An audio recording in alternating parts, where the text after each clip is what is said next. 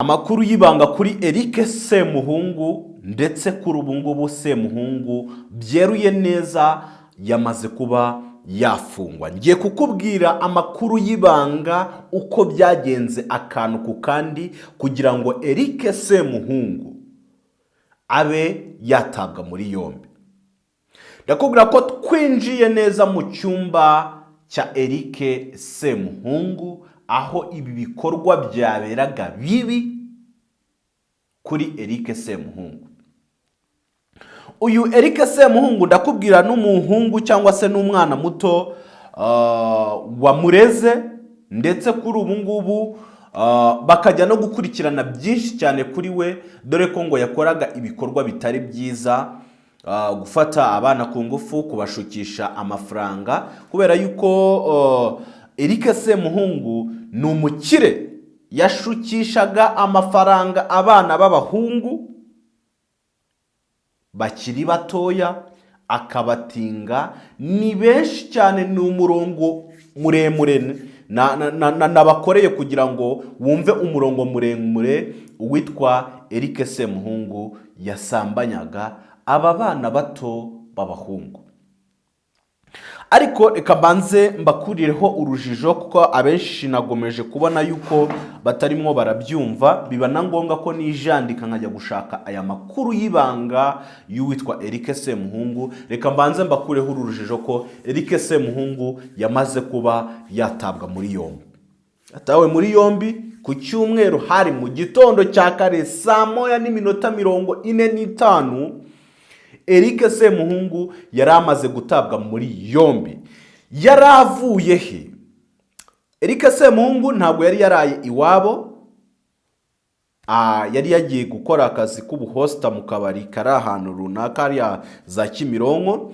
Akivayo rero nibwo yaje agera mu rugo, ariko yari yaje guhigwa mbere n'ubundi, kubera ko yari yamaze kuba yaregwa ko akora ihohoterwa. Ariko kuri ubu Eric Semuhungu biza kugorana cyane kugira ngo abe yava aho ari, dore yuko iki cyaba ari nk'insubiracyaha, kuko Eric Semuhungu yoherejwe na Leta Zunze Ubumwe za Amerika mu Rwanda n'ubundi, aho yakoraga ibikorwa bibi n'ubundi byo gusambanya abana, ndetse ngo akaza no gukwirakwiza amashusho y'urukozasoni, dore ko Eric Semuhungu yagumye yirata cyangwa se agaragaza yuko ari umutinganyi, aryamana nabo bahuje ibitsina. Leta Zunze Ubumwe za Amerika rero n'ubundi zamufatanye n'abana bakiri batoya, dore ko bibaye insubiracyaha, akomeje noneho kuza kuba yakurikiranwa n'inzego zo mu Rwanda. Eric Semuhungu mbibutse yuko ni umukire.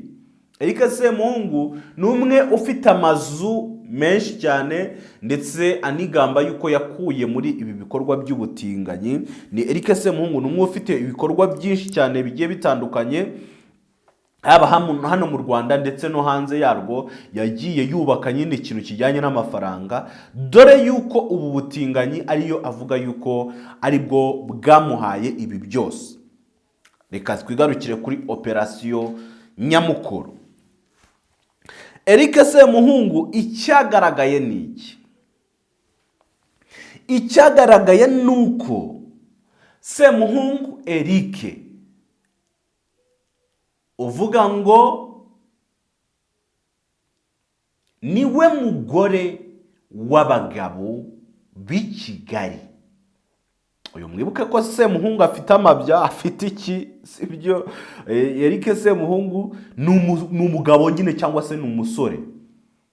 Ni umusore, ariko kuri ubu yamaze kwibrandinga nk'umugore. Mwageze kubona kuri stade ubwo yacugusaga ikibuno, akagira hari akagicugusa nk'abakobwa nyine, abantu benshi bakavuga bati nyamara Eric Semuhungu ikigaragaye nyine n'ubundi nuko agaragaye nk'abakobwa. Ariko rero ngo yatumiye umwana w'umusore.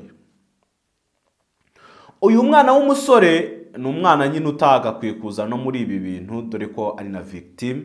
Ntago ari ngombwa kuza kumuvuga amazina ye, kugaragaza amafoto ye, ariko nge twaganiriye. Yarabanje ahamagara uwo mwana w'umusore, sibyo?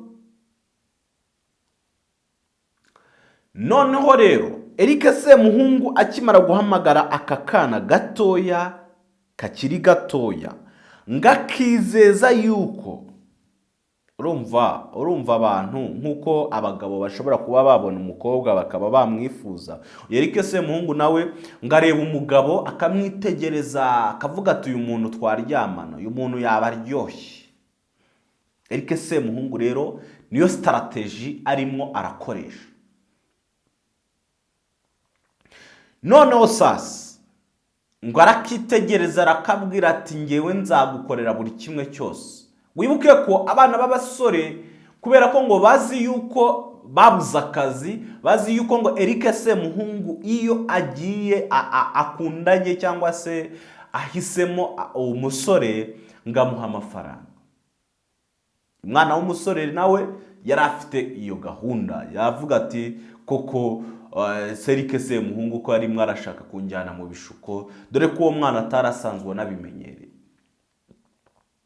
Noneho Eric Semuhungu ngo aramwandikiye aramubwira ati ngewe ngiye kuguha buri kimwe cyose, buri kimwe cyose,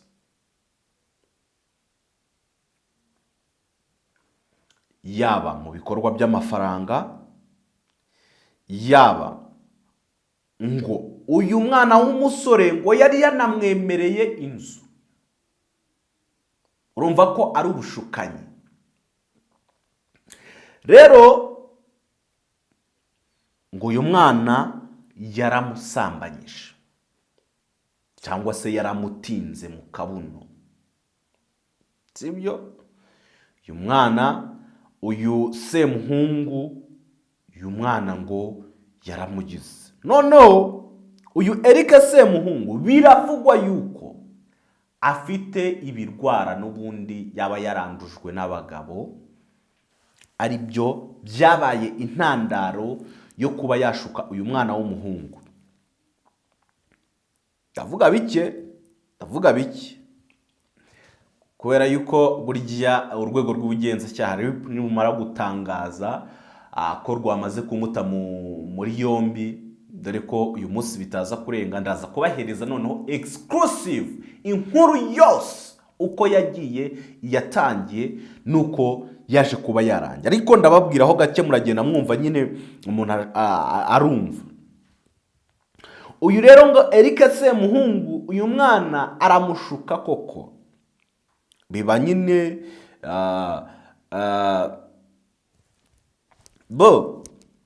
aramusambanya.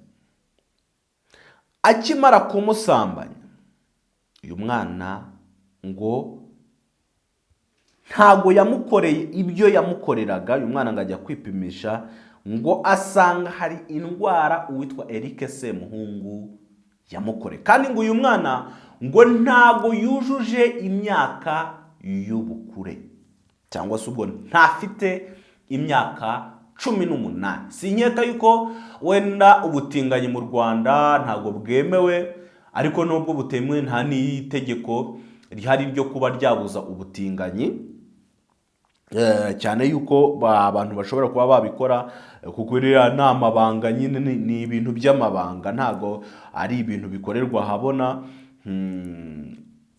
Wabikoranye n'umuntu muziranye cyangwa se umuntu mukuru, bishobora kuba nta gato kabayemo, ntago inzego zibikurikirana kuko ni benshi cyane bagiye bibrandinga nk'abatinganyi, nta kintu begeze bakurikiranaho. Icyo batemewe ni ukuba babasezeranya, ariko ni uburenganzira bwabo kuba baba batinganyi. Murabaza abo bagiye bavuga, abo bose bande nande bagiye babagira. Uyu rero ngo Eric Semuhungu amara kuba yamushuka uyu mwana w'umuhungu, amutera indwara, sibyo? Mwana w'umuhungu yagejeje ikirego rero impamvu cyakurikiranwe nuko uyu yakoze icyo nakita ubushukanyi.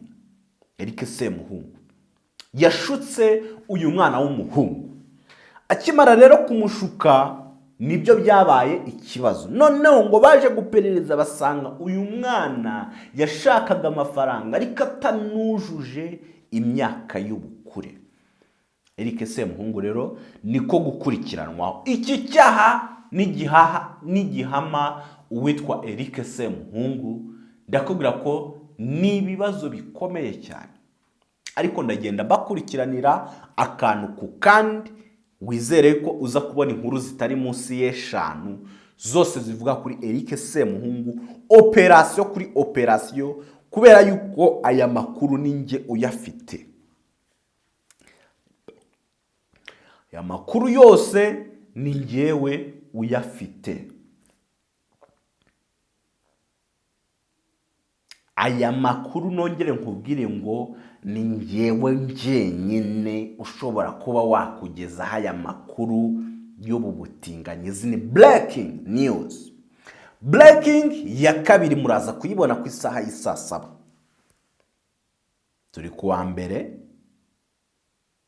muraza kuyibona ku isaha y'isa 7.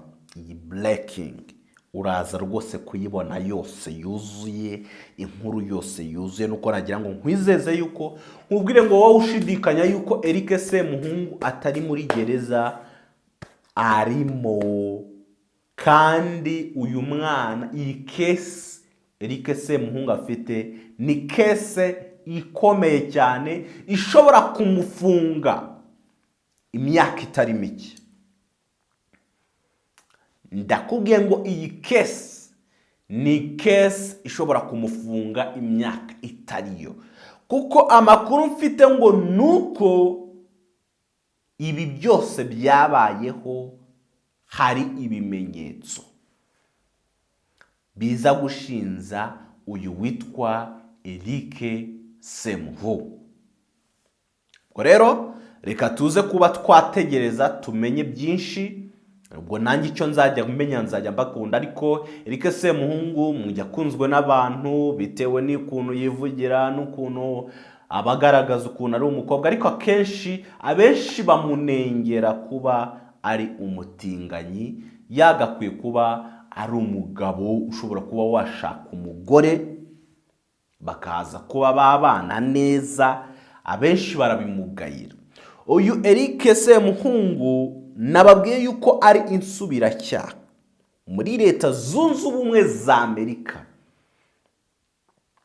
zohereje uyu nguyu. Ubundi ajya muri Leta Zunze Ubumwe za Amerika, Eric Semuhungu yaciye muri South Africa. Rero abamushinzaga muri Leta Zunze Ubumwe za Amerika baravugaga bati turashaka kohereza Eric Semuhungu muri South Africa cyangwa se muri Afrika y'Epfo, aho n'ubundi yari yatse ibyangombwa aciye. Eric Semuhungu yavuye mu Rwanda ajya muri South Africa, niho yakiye ibyangombwa byose bishobora kuba byamujyana muri nuza. Twabonye budakeye kabiri nibwo twabonye Eric Semuhungu atangaza yuko ejo azaba ageze ku kibuga cy'indege i Kanombe. Ibyo byose ku bantu babizi twagiye tubinyuramo, ni inkuru nyinshi zavuze, ndetse araza n'ababwira ati nzababwira akantu ku kandi. Eric Semuhungu hari ibyo yaduhishe n'ubundi yashinzwaga muri Leta Zunze Ubumwe za Amerika. Hari abantu bamukubitiyeho sambaratika cyangwa se bamukubitiyeho zandani ahangaha bavuga yuko uyu Eric Semuhungu n'ubundi muri Leta Zunze Ubumwe za Amerika yazize icyo cyaha, kandi koko cyari cyo, ndetse navuga yuko kigiye kongera kuba insubiracyaha. Ibi bintu Eric Semuhungu ntagaza kubikira habe namba. Rero tugiye kujya tubagezaho showbiz nyarwanda yose aho yava ikagera. Ndaza kuza kubabwira mbafikiye bigishi, mbabikiye uwitwa Yago Pondat ndetse n'uwitwa Murungi Sabe. Mu nkundura zo gusaba imbabazi kwa Yago Pondat uri mu Bugande, ndetse uyu Yago Pondat ufite Yago TV show, yasabye uwitwa imbabazi Murungius Sabius cyangwa se Murungi Sabe wa Isimbi TV. Ibi ngibi hari amabanga mbafitiye y'ibyo Murungi Sabe yashubije uwitwa Yago, ndetse Murungi Sabe hari ibyinshi arimo ararega uyu witwa Yago afitiye ubwo. ibyo rero nabyo ndaza kuza kubibagezaho 5/5, nzajya mbahereza inkuru ku yindi, ndaza kubabwira urugendo rwakoze kugira ngo Irene Murindahabi yiyunge n'uwitwa Yago Pondat. Aya makuru yose ndaza kuyabahereza 5/5. Reka nkubwire ngo Imana ikurinde, Imana iguhe umugisha, wowe ukunda kudukurikirana mu biganiro byacu bya buri munsi, cyangwa se wowe utwumvisha ari ubwa mbere, making sure neza niba warakanze kuri iryo jambo risa umukara ryanditseho subscribe, nusanga rigisa umukara ricyanditseho ubanze urikanda uraba utarayikanda, maze rihindure ibara, maze tujye tubana muri makuru agiye abatandukanye hano mu Rwanda ndetse no hanze yaryo. Imana ikurinde, Imana iguhe umugisha. Ibiganiro byacu byo ni akagaruka. Ciao ciao.